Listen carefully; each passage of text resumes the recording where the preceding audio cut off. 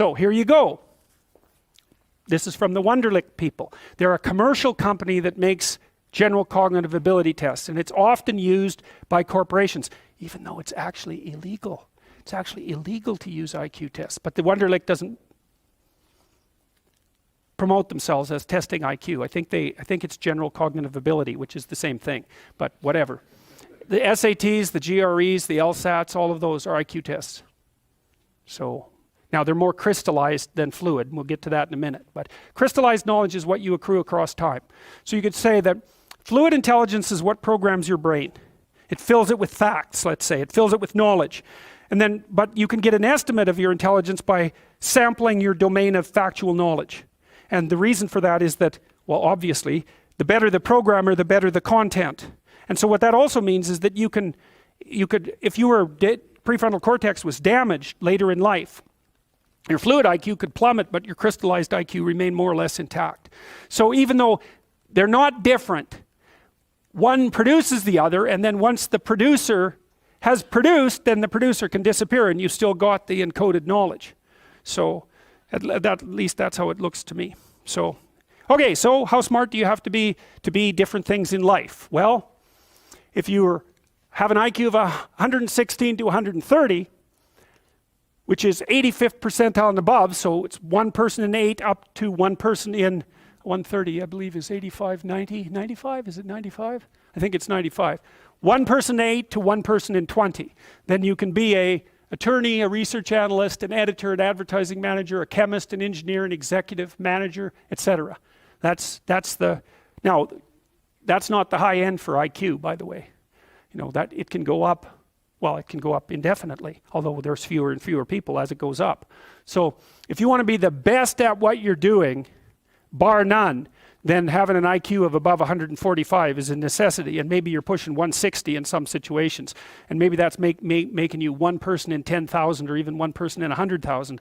And then also, to really be good at it, you probably have to be reasonably stress tolerant and also somewhat conscientious.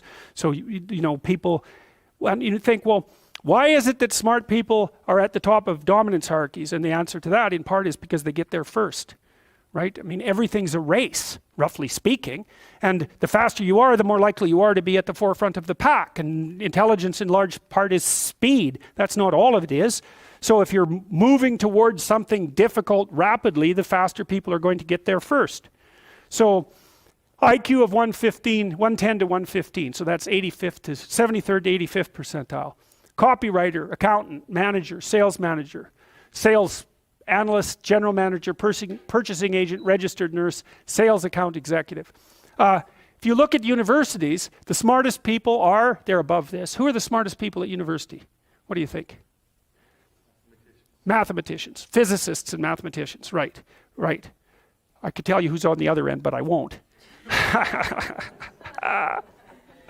Yeah, I'd like to though. Anyways, okay.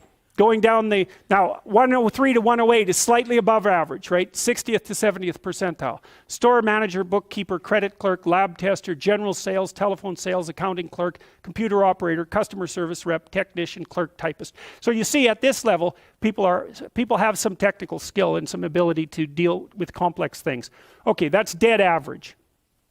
100 is average. Dispatcher in a general office, police patrol officer, receptionist, cashier, general clerical, inside sales clerk, meter reader, printer, teller, data entry, electrical helper.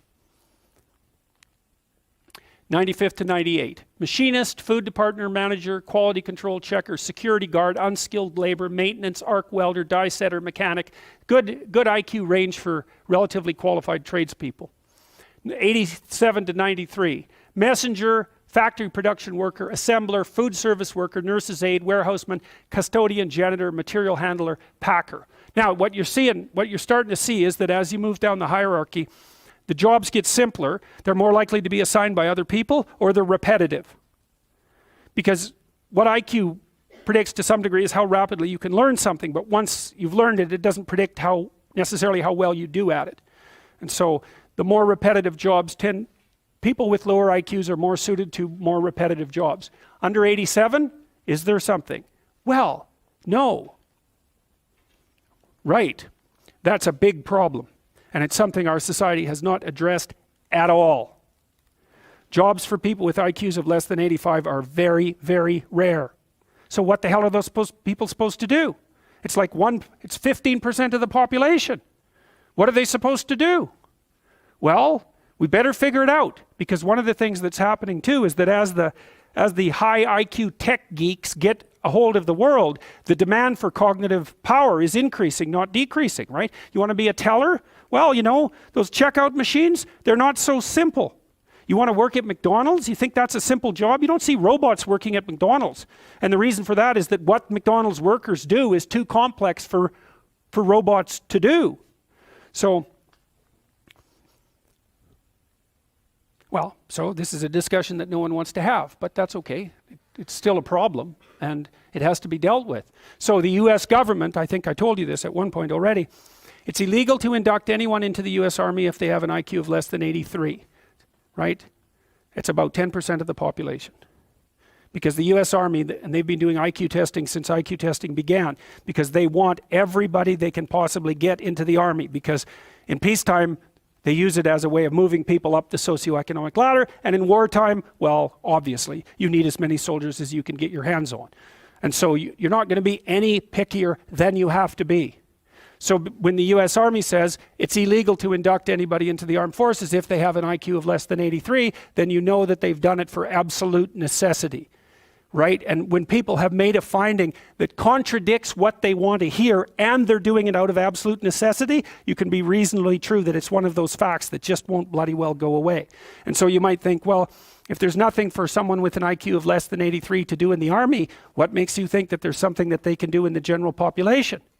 And then the issue is, you know, because the conservatives will say, well, they should just work harder. It's like, sorry, that ain't going to fly. And the liberals will say, well, there's no difference between people anyhow. And you can just train people to do everything. And that's wrong. So they're both wrong, and they're seriously wrong. And the fact that neither side of the political perspective will take a good, cold, hard look at this problem means that we're going to increasingly have a structural problem in our societies, because we're complexifying everything so rapidly that you can't find employment unless you're intelligent. You guys are really going to face this, you know. Lawyers are disappearing like mad. And the reason for that is, you can look it up online. Increasingly, you can do things yourself if you're smart. And so, like, the working class people have been wiped out pretty nicely over the last 30 years by automation and various other things. It's the low end of the white collar class that's coming up next. So I'm not saying that lawyers are in the low end, but low end lawyers are in the low end of the white collar class. So there's still going to be plenty of positions for people who are creative and fast on their feet and super smart. In fact, those people are going to have all the money, and that's already happening to a great degree.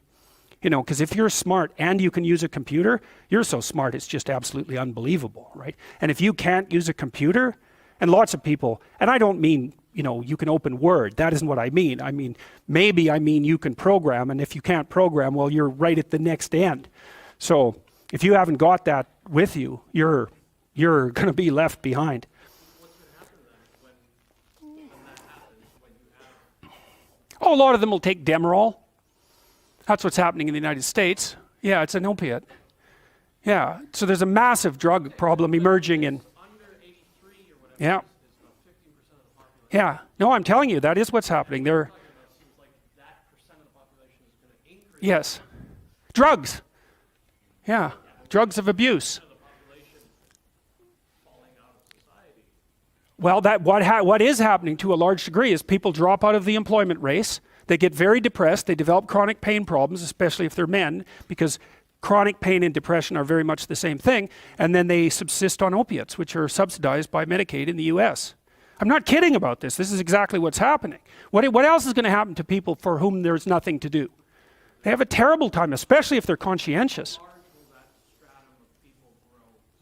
That's a good question. You know, the AI guys are pushing hard on this. Hey, what's the biggest employment category? Driver. Think about it. What's Tesla doing? What are all the AI guys working on as fast as they possibly can? Driverless cars. No problem. Except that's the biggest employment category for men. So what are those guys going to do? Yeah, they're going to sit home and, you know, be miserable with their wives and take opiates because they have chronic pain problems. Right. nasty. And you might think, well, could they think up something else to do?